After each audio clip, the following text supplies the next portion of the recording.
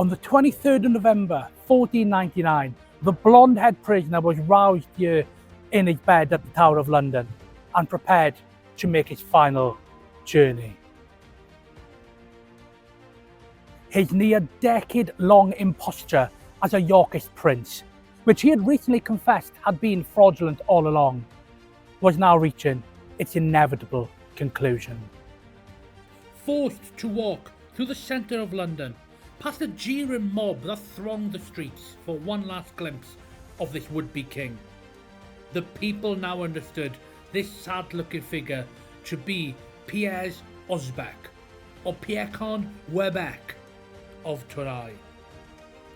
History would remember him as Perkin Warbeck, though some maintain he truly was Richard of York, the youngest of the princes in the Tower. Osbek's journey, in every way, came to an end at Tyburn, where the gallows awaited him. So too did another great crowd. Granted some final words, one chronicler remarked that with the noose being readied around his neck, Osbek confirmed for one last time that he was not and never had been the son of King Edward IV. After his death, Osbek's head was spiked on London Bridge. As per the Great Chronicle of London, his mutilated body was brought to the Augustinian Friary, where it was quietly interred. Now, it's not clear who actually paid for this simple burial. We know that 1 week later, after the execution of Edward, the Earl of Warwick, he was buried as befitted his noble status in Bisham Abbey, a funeral that was paid for by Henry VII.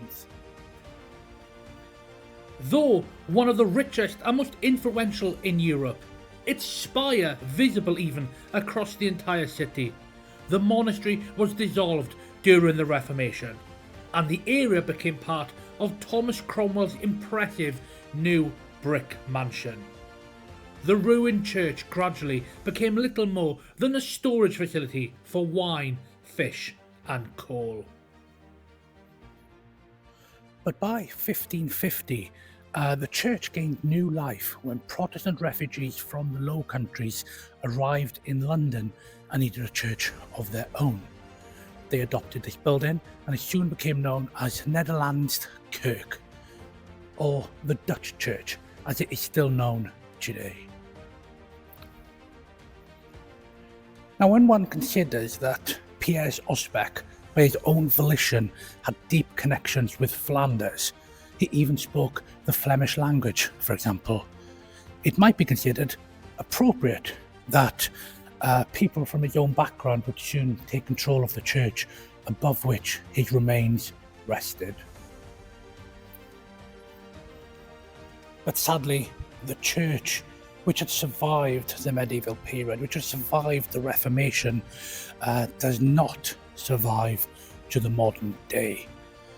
Two crippling fires, one in 1666 and the other in the 1860s, brought down much of the building. But what remained was completely levelled on the night of the 15th of October 1940, when the Blitz arrived in London and cleared much of the medieval landscape. The area was completely levelled, and with it went any likelihood of ever discovering the grave of Piers Osbek, not to mention the many hundreds, maybe thousands of people who are also buried at Austin Friars. We know not where his remains were, nor where they are now, after the rubble was cleared away.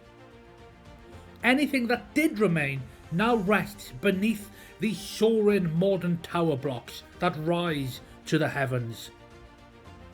And so, Piers Osbek remains elusive still, an enigma in death as much as he was in life, whose identity we will never know and whose remains are lost to us forever.